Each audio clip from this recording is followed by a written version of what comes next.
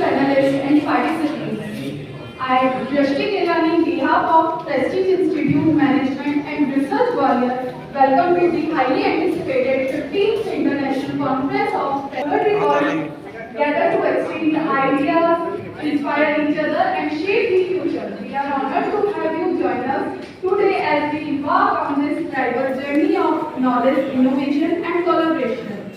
This conference serves We are privileged to host this gathering of brilliant minds and passionate individuals. We extend our sincere gratitude to Dr. Arhan Stapit. Please.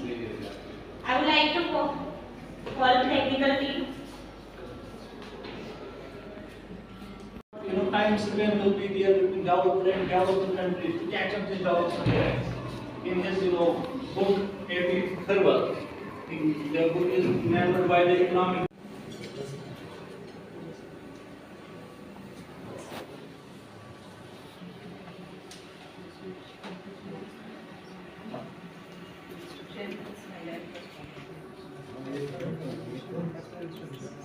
And as the program director said, almost 15 years I am working in South Africa. And this kind of international conference provide a platform. What about the future of India? How we can make international conference में श्री अनिल त्रिपुनायक जी हैं। इस conference से students को क्या benefit मिलेगा, जो participant हैं, हम जानना चाहेंगे। देखिए, ये जो कॉन्फ्रेंस है इसकी ख़ास जो सिद्धांत है वो ये है कि किस तरह से इंस्टीट्यूट, यूनिवर्सिटी और जो स्टूडेंट्स हैं उनको उद्योग से लाभ हो सकता है। किस तरह से औद्योगिक संस्थानों के बीच में और शिक्षा संस्थानों के बीच में एक तरह का तारतम्य बने ताकि एक दूसरे को सपोर्ट कर सकें। क्योंकि इंडस्ट्री के बाद आफ्टरऑल या तो जॉब चाहिए या एंटरप्रेन्योरशिप चाहिए या स्किल डेवलपमेंट चाहिए। उन सब चीज़ों के लिए आवश्यकता होती है कि एक दूसरे के साथ उनकी क्या रिक्वायरमेंट्स हैं। तो इस कॉन्फ्रेंस के ज़रिए ये बात जितने भी लोग आए हैं, एक से एक डिस्टिंग्विश्ड लोग हैं, उन्होंने जो बताया वो ये कि भाई क्या करना चाहिए और किस तरह की पॉलिसीज़ इंस्टीट्यूशन को लगानी चाहिए, किस तरह की इंडस्ट्री को सोचना चाहिए और कैसे दोनों मिलकर के एक सामंजस्य बढ़ा सकते हैं। As per industrial group requirements, मतलब ये कहना चाहिए कि जो इंडस्ट्रीज़ की रिक्वायरमेंट है और जो इंस्टीट्यूट से बच्चे आ रहे हैं उन प्रोफेशनल्स को प्रैक्टिकल वे देने की। हाँ बिल्कुल, ये तो देखिए ना, उनको पता लगे। जब मैं कुछ पढ़ रहा हूँ मान लीजिए, और जो मैं पढ़ रहा हूँ अगर वो वहाँ पर काम नहीं आ सकता है किसी इंडस्ट्री के, तो उस पढ़ाई का फ़ायदा नहीं है। जैसा आजकल काफ़ी जगह सर्वे हुए हैं जिसमें पता लगा है कि लगभग आधे से ज़्यादा लोग जो पास आउट करते हैं उनको जॉब नहीं मिल सकती बिकॉज अनएम्प्लॉयबल है। अनएम्प्लॉयबल क्यों है? क्योंकि उनके पास में वो तकनीकी या शैक्षिक जानकारी नहीं है या उनको इतनी ट्रेनिंग नहीं हुई है, उनको इतना अच्छा स्किल सेट नहीं है जो किसी इंडस्ट्री या उस इंडस्ट्री को चाहिए। तो इसी को बढ़ाने के लिए ज़रूरी है कि हमें पता लगे कि इंडस्ट्री की क्या रिक्वायरमेंट है और इंडस्ट्री को जो रिसोर्स आपके पास है यूनिवर्सिटी में, स्कूल में, इंस्टीट्यूट में, उस रिसोर्स को कैसे डेवलप करना है ताकि वो बाद में वहाँ यूज़ हो सके। जैसे गवर्नमेंट की जो पॉलिसीज़ होती हैं और जो नए नए इंस्टीट्यूट्स आते हैं जिनके पास फैकल्टी नहीं होती, तो क्या ऐसे इंस्टीट्यूट्स के लिए गवर्नमेंट की कोई पॉलिसी होना चाहिए कि एक लेवल के बाद ही उन्हें। देखिए, बात तो ऐसा जब भी उनको कोई एक्रेडिटेशन मिलता है, अब तो एजुकेशन प्राइवेट सेक्टर में बहुत ज़्यादा हुई है क्योंकि सरकार की तो कर ही रही है अपनी तरफ से, लेकिन प्राइवेट सेक्टर का भी बड़ा रोल है इसमें।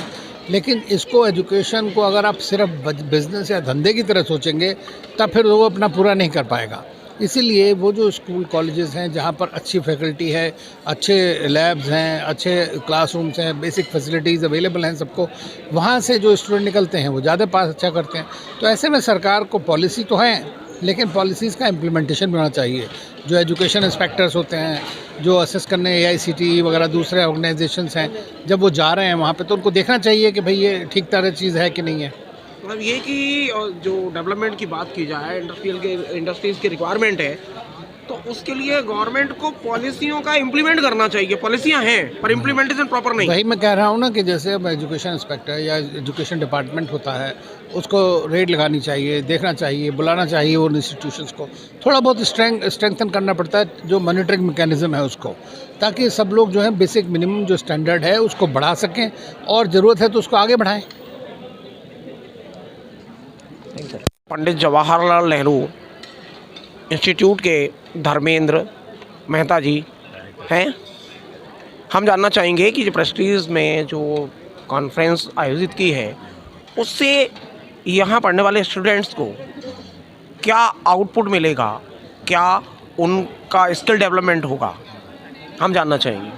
नहीं, बहुत ही बढ़िया आपने प्रश्न किया है, क्योंकि इस तरह की जो कॉन्फ्रेंसेस होती है, अंतर्राष्ट्रीय परिसंवाद होते हैं, इन परिसंवादों के माध्यम से बच्चों को न केवल भारत के बल्कि विदेशों से आए हुए, विशेषकर दक्षिण अफ्रीका से आए हुए, श्रीलंका, बांग्लादेश, अमेरिका, नेपाल, तमाम दुनिया के जो अलग अलग महाद्वीपों के देश हैं, वहाँ के जो विषय विशेषज्ञ हैं, वहाँ के जो शोधकर्ता हैं, वहाँ के जो लेखकगण हैं, उन्होंने अपने अपने अलग अलग शोध पत्र बनाए हैं।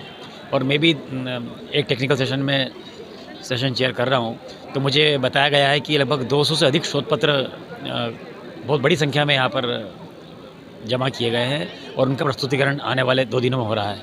तो निश्चित ही जब 200 से अधिक शोध पत्र अंतर्राष्ट्रीय कॉन्फ्रेंस में आते हैं तो ये अपने आप में उस कॉन्फ्रेंस की सफलता का सूचक है और विद्यार्थियों को HR, मार्केटिंग, ह्यूमन रिसोर्स, विपणन, accountancy, organisation behaviour, artificial intelligence, सूचना प्रौद्योगिकी, वित्तीय प्रबंधन, ऐसे अनेक जो क्षेत्र हैं प्रबंध से जुड़े हुए, उनमें अपने नए नए विचारों को सुनने का मौका मिलेगा।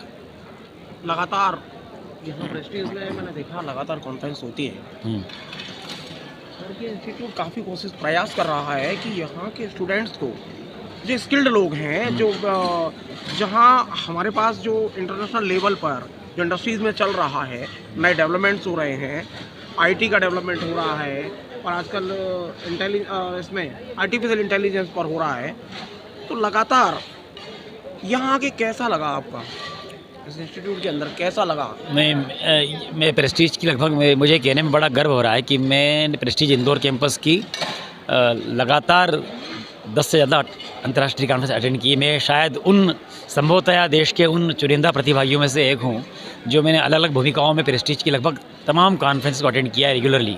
बड़ी देवी कृपा मान लीजिए इसको आपकी, ये शायद मेरी लगातार 16वीं 17वीं कॉन्फ्रेंस इस कैंपस की और इंदौर कैंपस की जोड़ दें तो हर कॉन्फ्रेंस में कुछ न कुछ नई थीम होती है। इस कॉन्फ्रेंस की देखिए आप, इस कॉन्फ्रेंस की जो मेन थीम है fostering industry academia with innovation, ये अपने आप में बड़ी अनूठी और बिरली थीम और आज के समय की मांग है। मैं खुद एक 5000 वर्ष पुराने शहर उज्जैन से आता हूँ, जहाँ की भगवान कृष्ण जगतगुरु अध्ययन करने आए थे। जिस नगरी में भगवान कृष्ण वहाँ अध्ययन करने आए थे, उस नगरी से मैं यहाँ आया हूँ ग्वालियर में, तानसेन की नगरी में। तो मुझे यहाँ के वातावरण में लग रहा है कि डेफिनेटली इन कॉन्फ्रेंस के आयोजनों से, ऐसी कॉन्फ्रेंस के आयोजनों से शहर की जो विद्यार्थी प्रतिभा है, शहर के आसपास के जो उद्योग जगत हैं और तमाम तरह के शिक्षक व संवर्ग के लोग हैं, उनके ज्ञान में न केवल वृद्धि होती है बल्कि व्यवहारिक ज्ञान में भी इससे अभिवृद्धि होती है। इसका आपका कहना था कि मैं उज्जैन से आया हूँ, भगवान श्री कृष्ण ने जहाँ शिक्षा ग्रहण की और ये तानसेन की नगरी है, तो तानसेन की नगरी में मैनेजमेंट में इनोवेटिव प्रयास किए जा रहे हैं। जो प्रेस्टीज का ये प्रयास है, वो प्रयास संगीत और मैनेजमेंट में क्या समन्वय करने जा रहा है? बहुत अच्छा है, बहुत अच्छा आपने एक बार मैं आपको साधुवाद दूंगा कि आपने एक बहुत ही अच्छा प्रश्न उठाया है जो कि कॉन्फ्रेंस की थीम के अंदर से निकल रहा है।